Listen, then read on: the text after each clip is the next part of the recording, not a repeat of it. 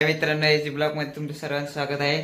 आज आम्ही पोहे आणि पोहेचा रस्सा बनवणार आहे. हा कृष्ण आहे आणि चला आता आम्ही पोहे आणि पोहेचा रस्सा बनवत आहे. बघू शकता तुम्ही.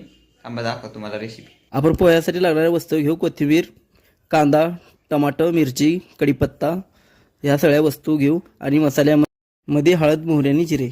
पोहे करण्यासाठी तुम्ही आणि कुठले मसाले वापरतात आता आपण पोहे धुवून घेऊ आणि 5 मिनिटासाठी त्याला धुवून तसंच ठेवू, म्हणजे त्याच्यात पाणी चांगलं मुरेल आणि पोहे मोकळे होतील. आमच्या चॅनलला लाईक, शेअर आणि सबस्क्राईब करून तुमचे कमेंट ही सांगा आणि तुमचं प्रेम असंच असू द्या. आता आपले पोहे धुवून झालेले द्या. आपण कांदी, मिरची आणि टमाटर, कोथिंबीर कापून घेऊ. असं तुम्ही घरी कधी केलं असाल तर आम्हाला कमेंट करून सांगा. आता सगळ्या वस्तू कापून झालेल्या द्या. आता गॅसवर कढई ठेवू आणि त्यात थोडं तेल टाकू. तेल गरम होईस्तोवर वाट बघायचं आणि नंतर